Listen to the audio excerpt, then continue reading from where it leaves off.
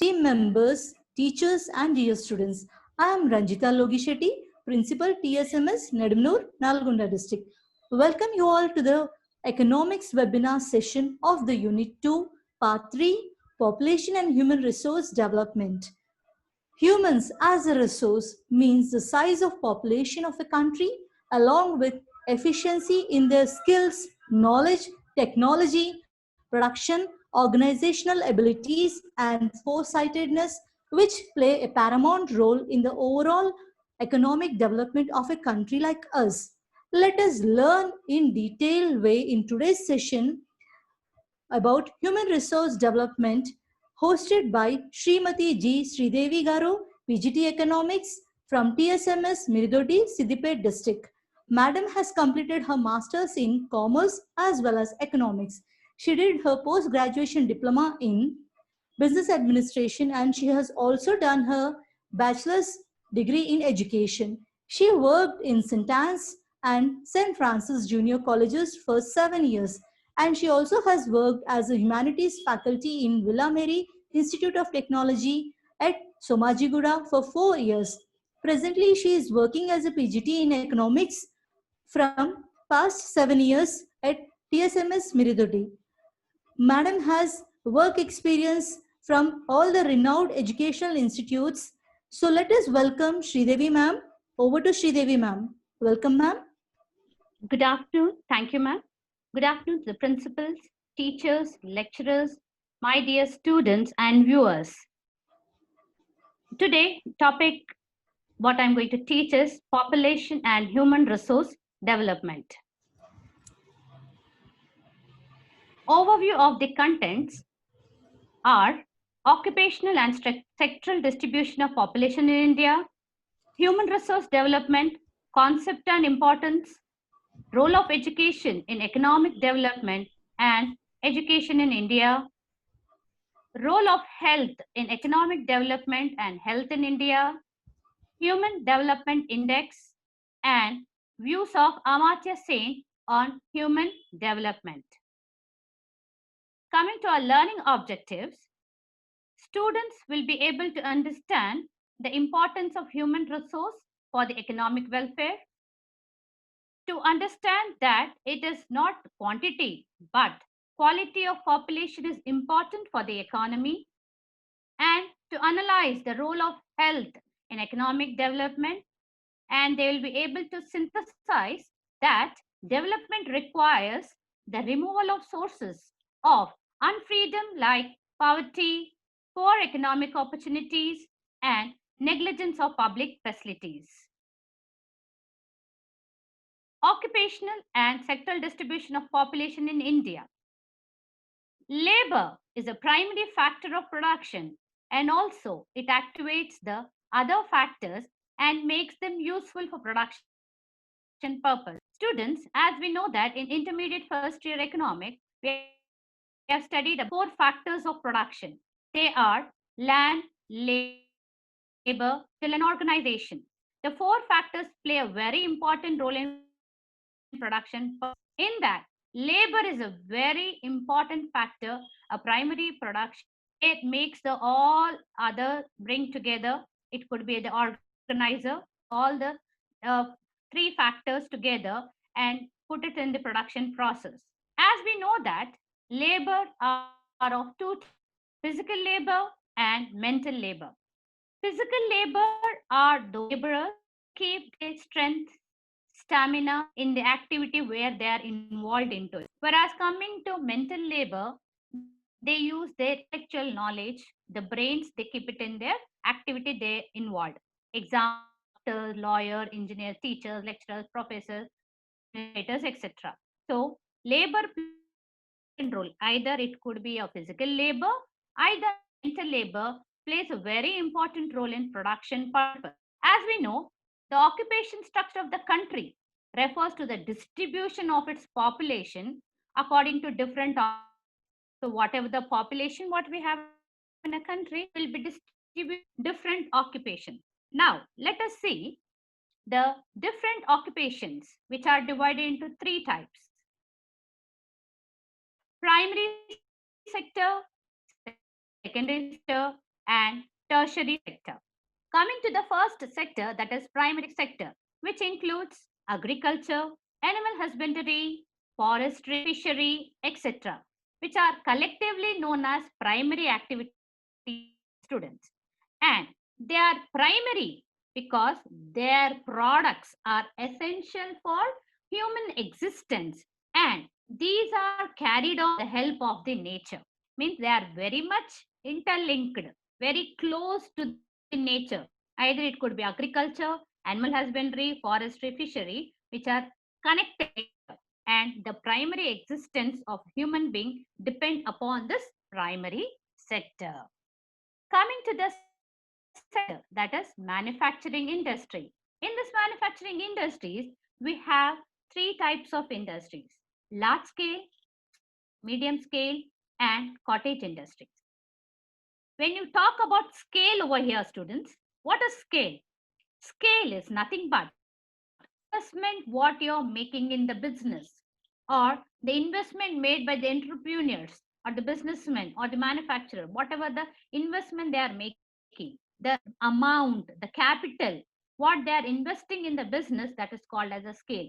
If it is a large scale, it will be around crores of rupees. It's a medium scale, it depends upon lakhs of rupees, and small scale, it depends upon less than 5 lakhs, like that. And other one is your cottage industry. So here, manufacturing industries are three types: large, medium, and small scale. Coming to the other sector, that is sector, which includes transport, communications, banking, and finance services are included in tertiary sector. And these are help the primary and secondary activities. As we know that whatever the products produced in agriculture sector, or it could be in mining sector, the goods have to be transported from one place to the other. Okay, to create a place utility, we take the help of transportation, and transportation creates the place utility, I mean carrying the goods from one place to the other place. And communication, without communication we cannot do any transaction at all. So communication plays a very important role.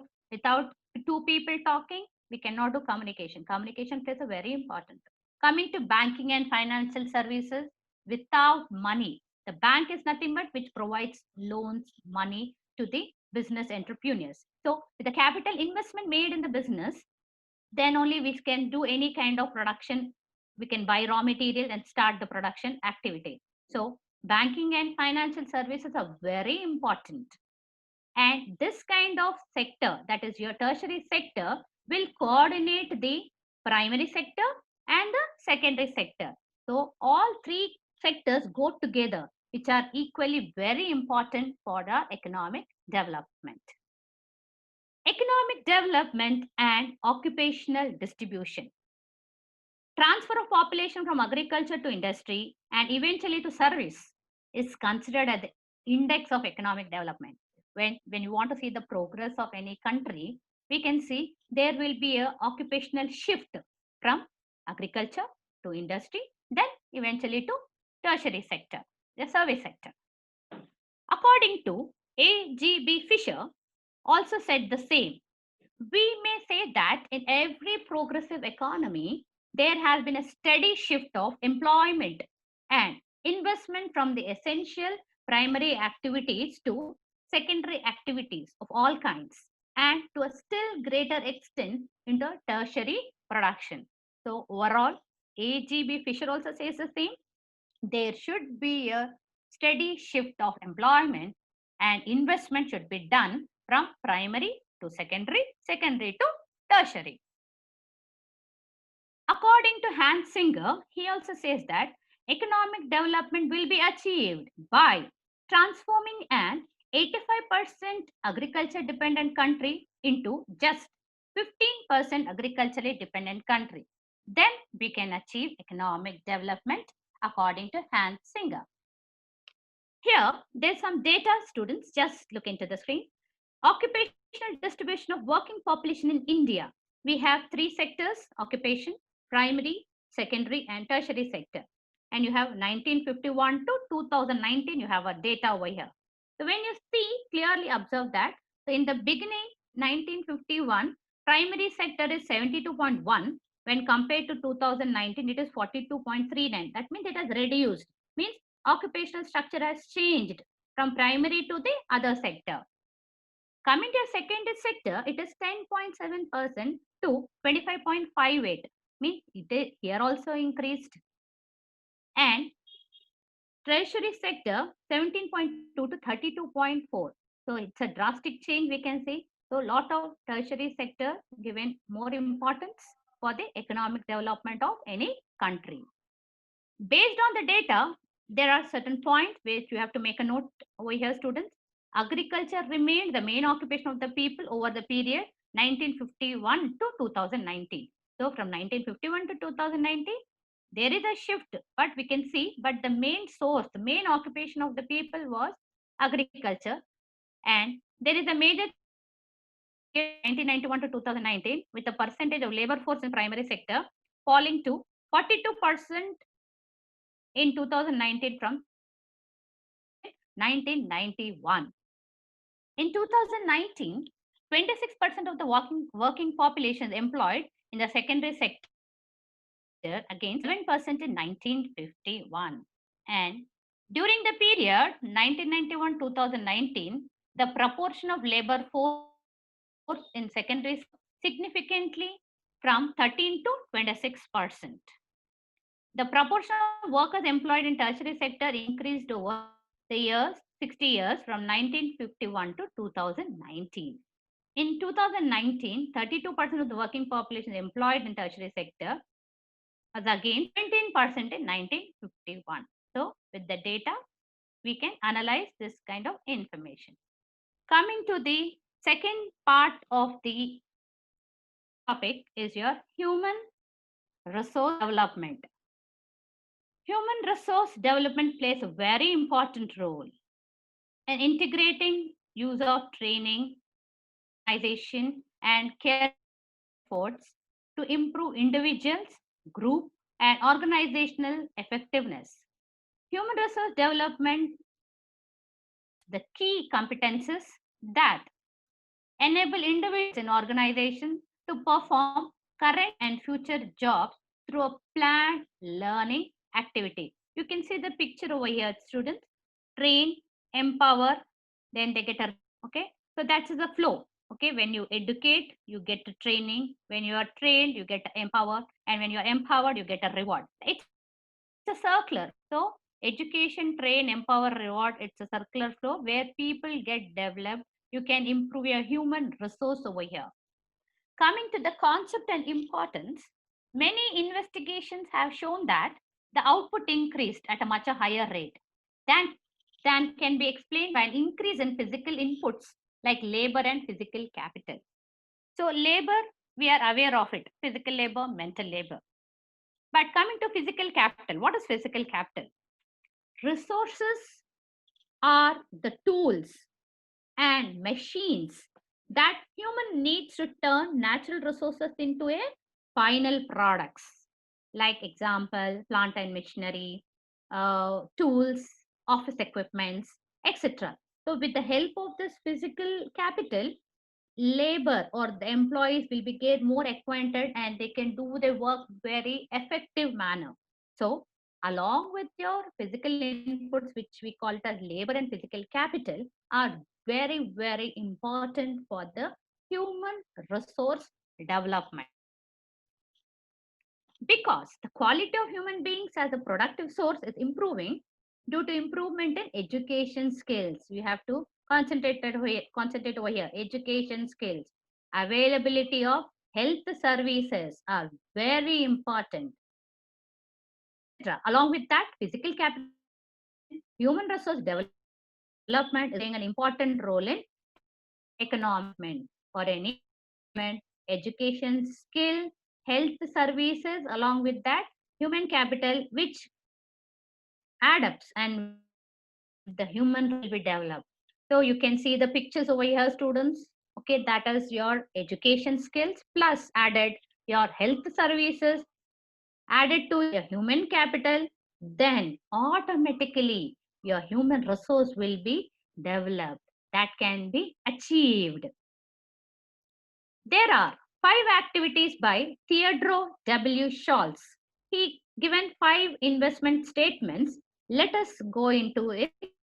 First point, first activity, what he says is health facilities and services, all expenditures which affect the life expectancy, strength and stamina, and vigor and vitality of the people is very important. Here, according to Theodore W. Schultz, the activity is stressing about what children? Here, that is your health services. Your once your health services are good, your life expectancy will increase, strength and stamina will increase, your vigor, vitality of the people will increase. You will be more active people. Next, the second activity is on-job training, include old style apprenticeship organized by the firm. Earlier, in all the organizations, we used to have on-the-job training and they apprenticeship. It's nothing but we call it a stipend in other words. It's nothing but a small amount, okay, for their traveling expenses it could be, or minimum amount to the employees or workers for coming to their organization. They'll be getting a job, right? And for 6 months it could be, or it depends upon the rules and the organization, or 1 year training will be given by the firm itself, organization itself, okay, a company itself. Then after 1 year, okay, once the employee or worker is trained, then he will be recruited as a full time or a part time, a job like that. So here, once the training is given, what we can get it from the employer, you will get an effective work, okay. That kind of style, old style apprenticeship should be organized, he says, that in on the job training, it includes that. Third activity is formally organized education at the elementary, secondary, and higher levels. So all the levels of education that are formal education should be given. Study programs for adults are not organized by the firms, including that is extension program, notably in agriculture. He says that farmers should be given education regarding your agriculture, and lot of extension programs should be conducted in the villages and rural areas, so that people, farmers will be acquainted by the new techniques which are adopted, or how the new equipment can be used in agriculture. In spite of old and outdated, we have to use the new techniques in the agriculture process to increase your agriculture productivity. The fifth activity he stresses upon the migration of individuals. What do you mean by migration, students over here? Nothing but moving place to the other for the job purpose. For that, families also should get adjusted for the changing job opportunities. When you get a good opportunity, family should also encourage the individual for moving from one place to other. Once we move, we need to join in that. We need to move from one place to other. A very important role for the economic development. We have Amartya Sen also emphasizes the importance to be given on what? First point is human resource development, entailments of individuals, women's health, health care or girl child health, health care of the girl child, and proper nutrition. When you talk about the entailments of individuals and women children, we should have an equal right in family law and in workplace, and wherever we are working we should get a fair wages or equal pay, and a what do you say, reproductive right, etc. So in that all avenues, the entailments of women and individuals will be involved in it. So that plays a very important role. He stresses upon on the women and a girl child. Okay, girl child health is important, okay, and women health and women education is important according to Amartya Sen, or we can say he is emphasizing on these particular concepts. Importance of human resource development. Education is more important as it contributes most of the development of human resource. Here children, education is like a weapon with us. that plays a very important role. Human resource play an important role in economic development. For that, we need technical people, professional people, administrative people. That all can be achieved with help of only one thing, that is education. Education gives us technical people. Education provides us professional people. Education provides us administrative people. With all that combined, we get the material resources. Means how to use the resources in a materialistic way to reduce the cost of production. With our brains, with our intelligence, how we can use the resource in an effective manner. That will be helpful only once you're making an investment in human resource. So more investment in human resource is required. Coming to the role of education in economic development and education in India, we have certain points we have to discuss over here. That employment and income will increase. When you do investmentation, your employment and income will increase, and your knowledge and skill will improve, and educated leaders created, and it also encourages modern attitude. When you do investment in education, so many benefits we get. Your knowledge and skill, your income will increase. Once you get employment, automatically what happens? Your income will increase, and we get good educated leaders, and we give more importance to the modern attitude. Coming to the second, reduction of income inequalities. Once you are educated, then this income inequality can be reduced. As we know that rich is richer, poor remaining the poor. How? Why? Because why it is happening? Only because there is no education. Education is only a weapon what we have. We can equalize the income inequalities. Okay, whatever the income inequality is there, that can with the help of education. We can have a income equalities and remove your income inequality. So universal education will improve what? Human capabilities of the people and helps them in increasing their earnings. Other rural development. When we find educated people, it will provide knowledge to the rural poor. We will overcome what? Ignorance and superstitions. And farmers will adopt new agriculture techniques, provide setup of what do you mean by cottage industry, students over here? Cottage industry is nothing but with a small investment with our family members at our home place. Okay, within our house only, we can do a small business. Okay, like candle making, bindi making, okay, agarbatti making, whatever, small things. Okay, soaps, okay, for detergent making, these all, tie and dye. What the simple things with the help of the family members, what we can set up, that is called as a cottage industry with a minimum amount with the family members. That all is possible with what? With only with one thing is education. Reduces disguised unemployment. Disguised unemployment, where we find usually we find in agriculture. So what is disguised unemployment? Workers will be more, work will be less. Okay, we'll get the work with many people. So we'll get the work done by many people. What happens over here? The productivity will be zero. So that can be removed with the help of education. Once you are educated, you can move your occupation to the other. We need not depend upon agriculture again. We occupation distribution, that we'll shift to the other occupation. So reduces disguised unemployment.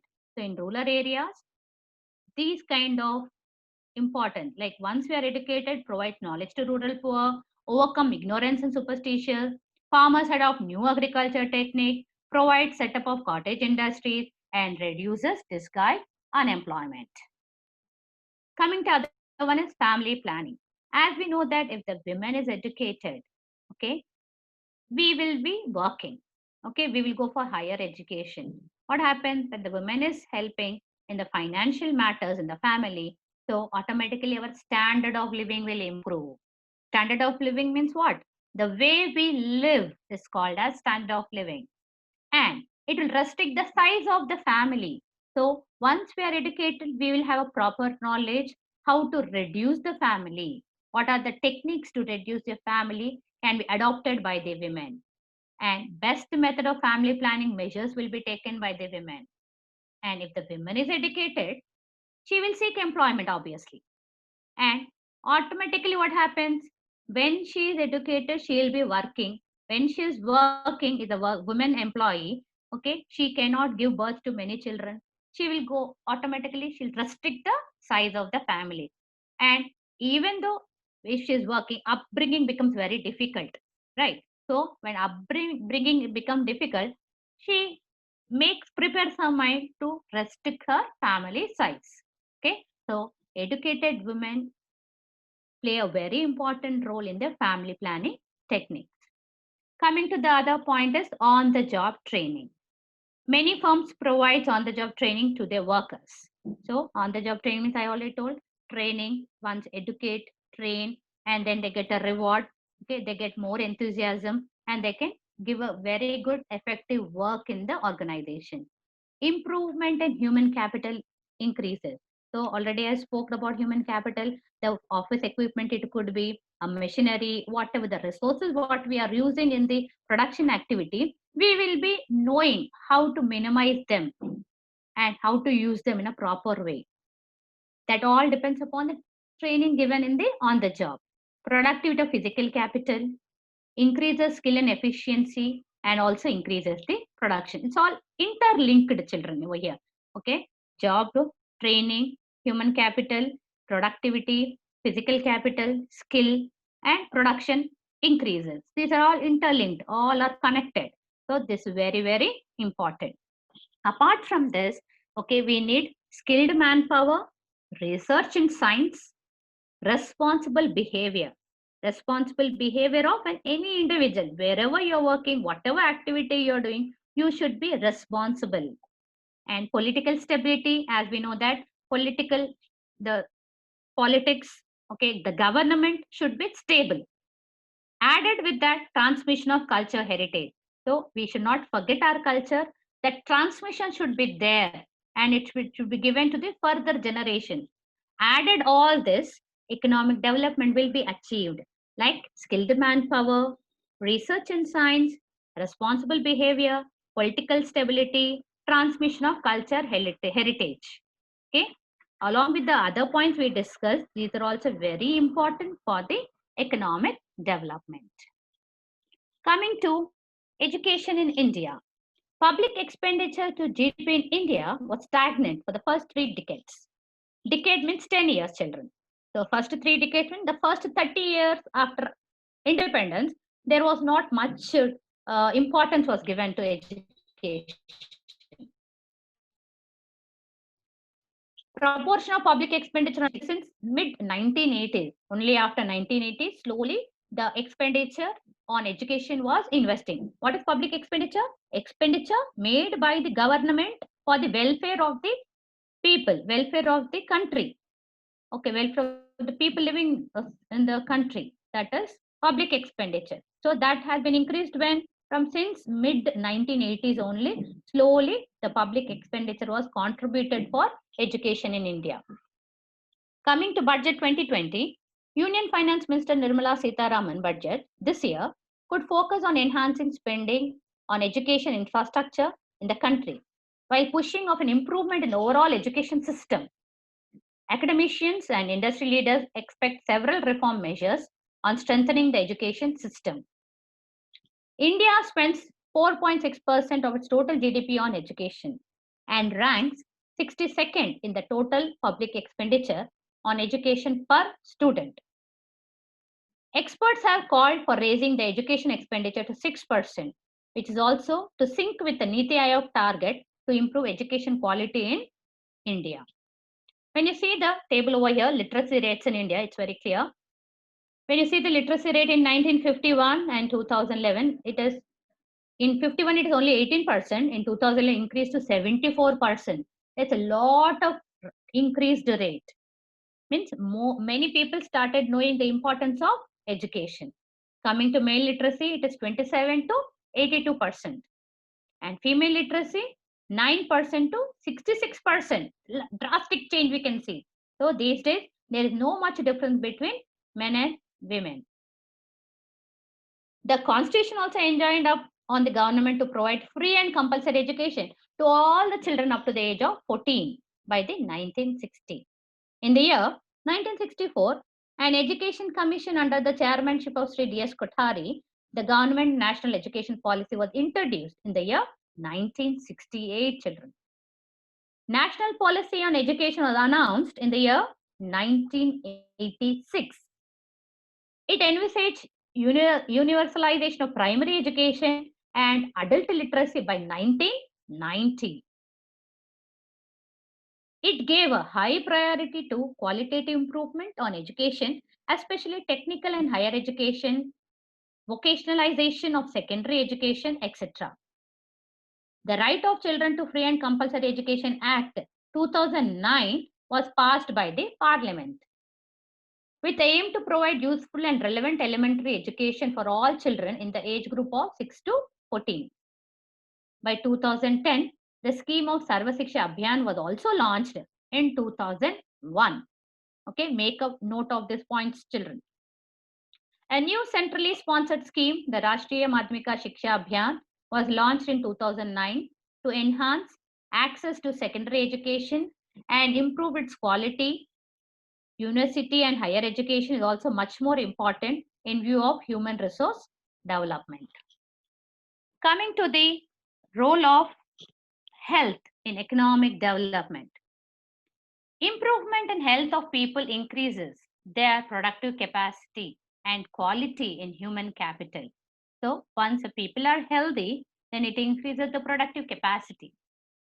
Expenditure on health takes in the form of investment in medical knowledge, in disease prevention, in treatment and rehabilitation, and improving level of nutrition. Improvement in health of workers automatically raises national output. So here they are telling many points over here, children. Stress upon it. Health take a form of investment. So once you have an expenditure on health, then you can form an investment in medical knowledge. We can have a knowledge about this. We can also have a treatment for rehabilitation, and we can also improve our level of nutrition, what to eat, what not to eat, what are in which items nutrition vitamins are there, carbohydrates are there. We'll have a complete knowledge once we have a education.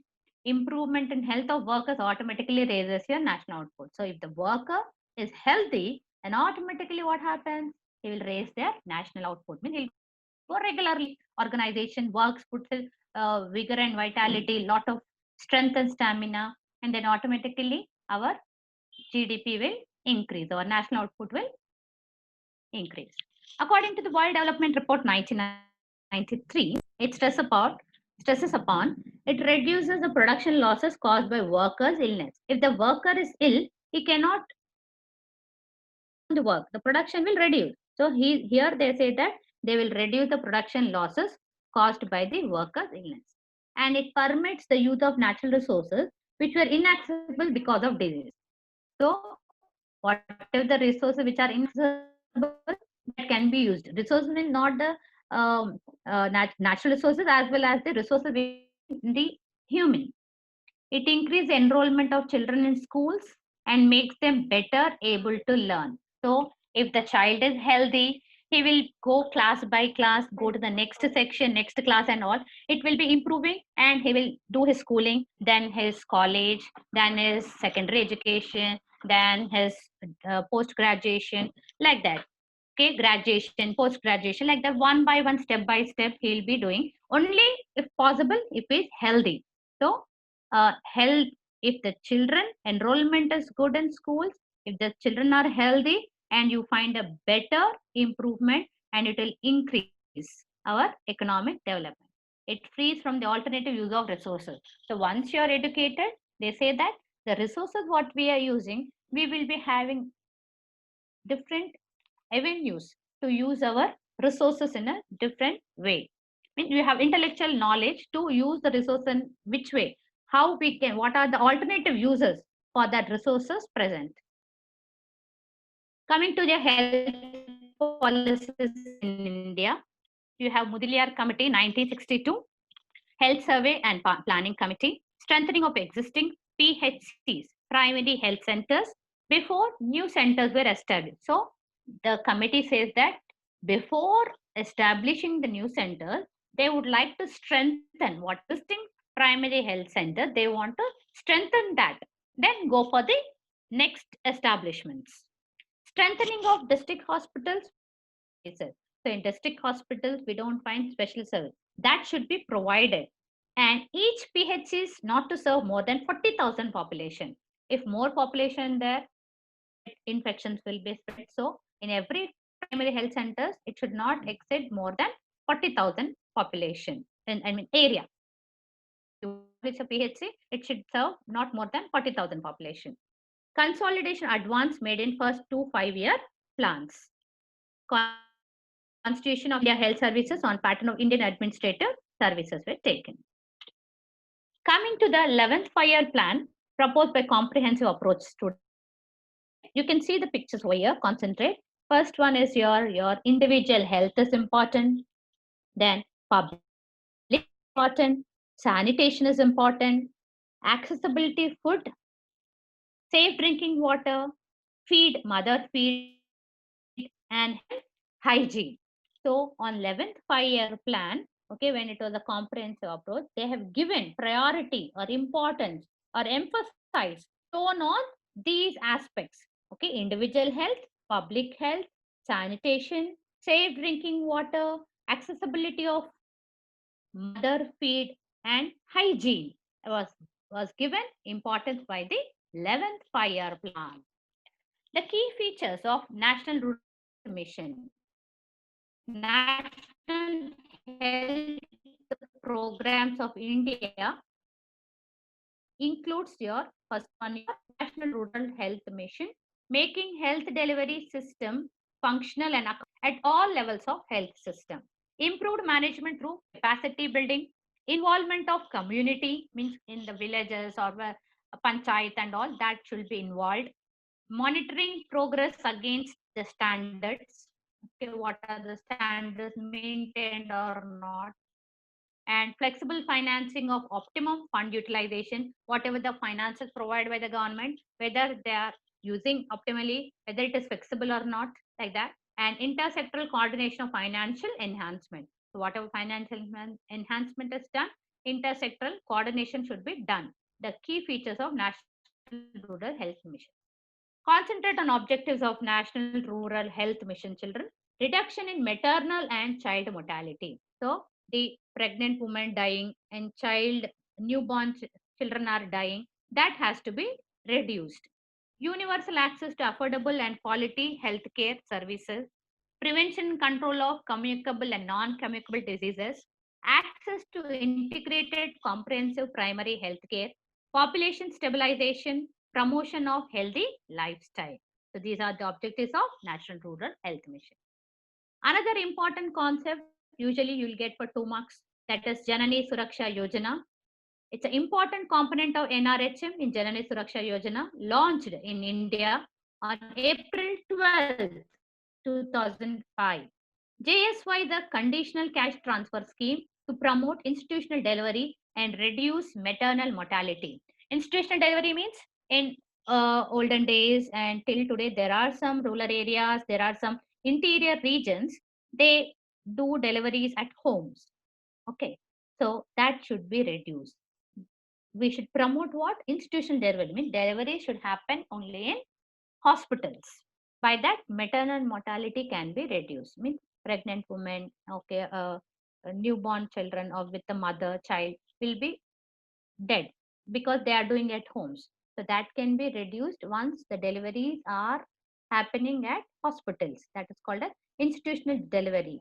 Okay. The main objective of the scheme is to reduce the number of maternal and neonatal deaths and increase the institutional delivery. So pregnant women or the newborn baby are dying because of they are doing the deliveries at homes with not under the guidance of the doctors. So once they are moved, shifted, or promoting them to move to the hospitals, then this can be reduced.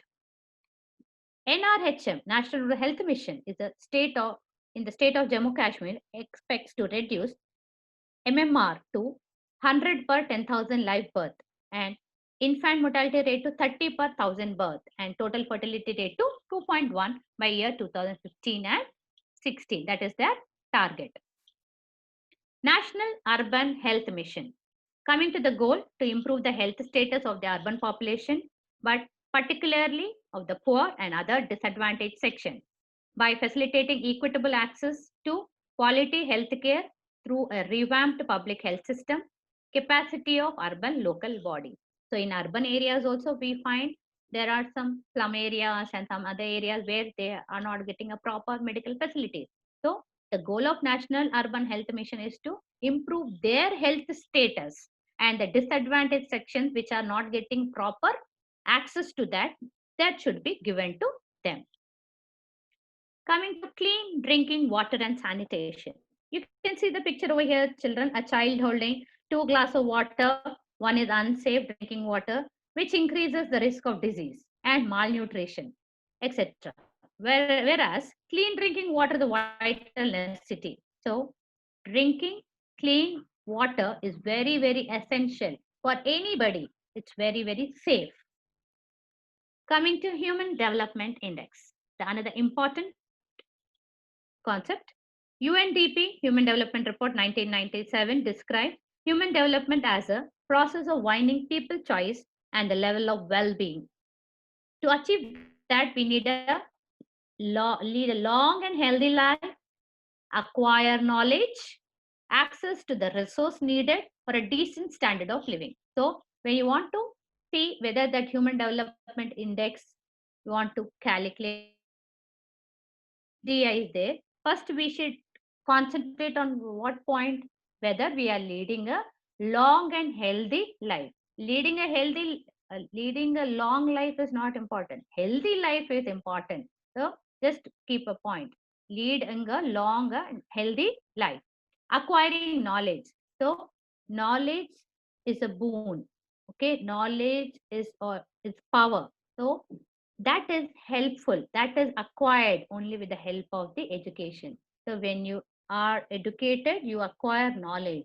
So HDI will improve with the help of the knowledge. Access to resource, need of decent standard of living. Standard of living, what is standard of living? The way we live is called as standard of living. With what kind of things we are making our life more comfortable, okay, with all the luxuries or comfort, so whatever it is, how we are living is called as standard of living. So that resources, how we can access towards it. So how can we access? Only with the access with income. How that income can be improved? Only with the help of, once you are joining or doing any job, okay, any employment is there. So we have access to the resources for a standard living. According to Mehboob Haq, he says that, according to Mehboob Haq, difference between economic growth and the human development schools is that first exclusive focus on the expansion of only one choice, that is income. And the one he says that human choices like is on one side of the coin and the economic, social, cultural and political on the other. Coming to the construction of Human Development Index, students, we need to take this as criteria. HDI measures the average achievement in 3 basic dimensions of human development. First is a long and healthy life as measured by life expectancy at birth, means how long we are living. Okay, healthy life, that is life expectancy. Knowledge as measured by adult literacy rate and combined primary, secondary and tertiary and gross enrollment ratio. Okay, means some people join the school and they drop out and they will discontinue studies. No, not that. Like literacy rate combined with primary, secondary and tertiary gross enrollment ratio. The years of knowledge that will be measured. Decent standard of living measured by GDP per capita.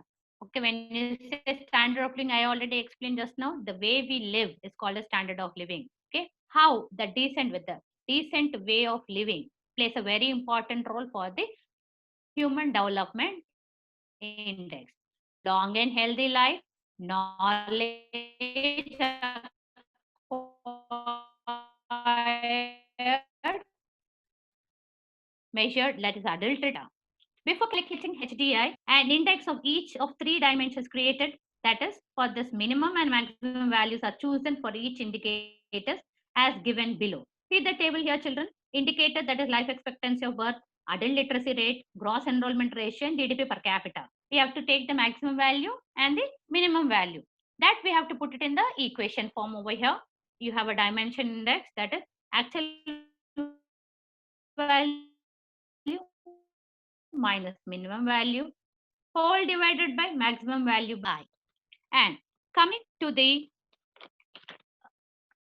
greater the difference, gender inequality, where we find, when you see the map over here, okay, the greater the gender inequality is basic human development, the lower GDI compared to HDI. Here we are comparing two things, children, that is human development index and gender equality inequality. Gender equality rank will be given. Okay, when you have a near gender equality, HDI will be low. Means when you say ranking, you have a good HDI.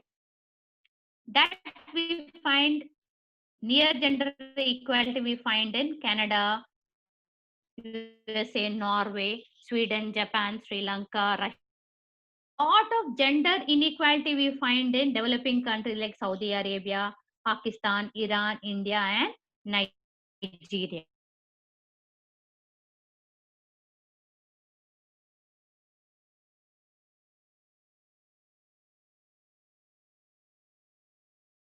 Areas, children.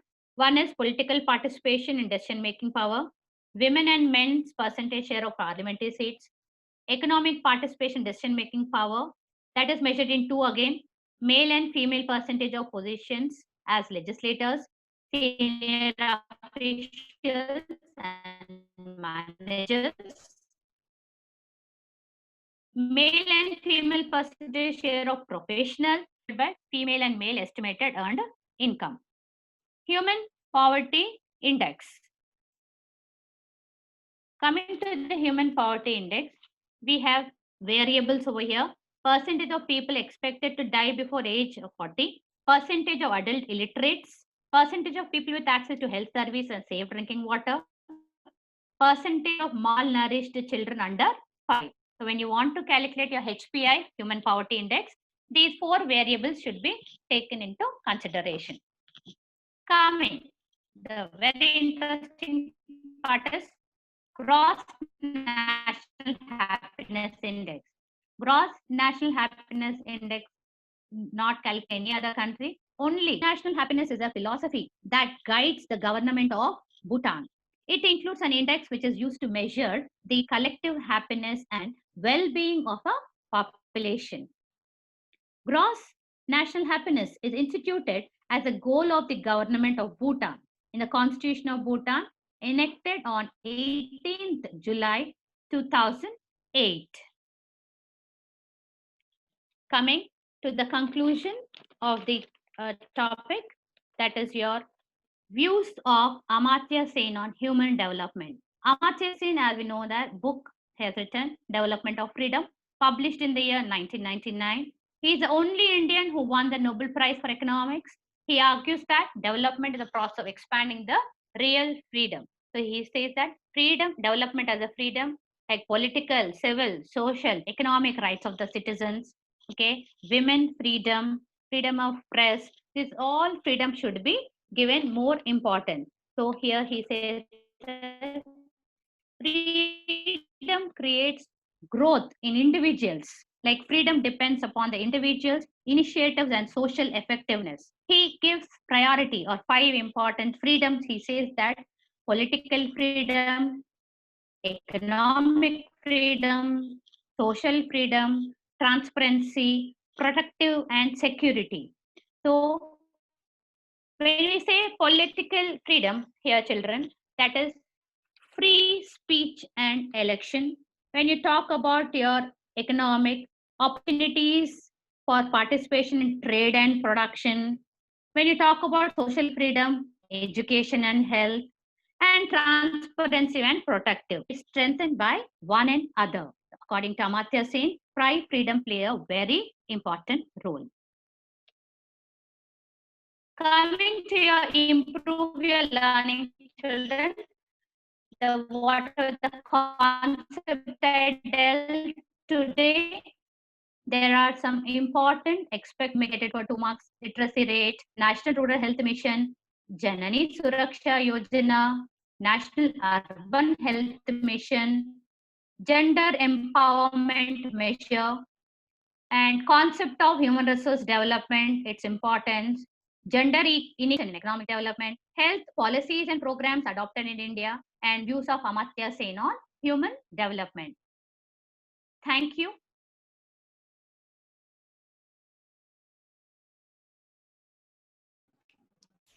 Thank you, Sridevi ma'am, Thank you, ma'am. for making a wonderful session. Dear children, today you all have seen and learned about the occupational distribution of population in India, which has been divided into three sectors: primary sector, that is agriculture sector; secondary sector, that is manufacturing sector; and the third is tertiary sector. We also have learned about the human as a resource and the role of education, health policies, and different incidences to measure the human development in our country. And not only that, you also have learned about the Human Development Index as well as the Human Poverty Index. Therefore, the total unit is very important for your IPE. Hope you all have jotted out the points from the session and gained the knowledge. Thank you all for lending your ears for the session and hope that you have gained the knowledge and all the best for your future. Thank you all. Thank you, ma'am. Have a good day.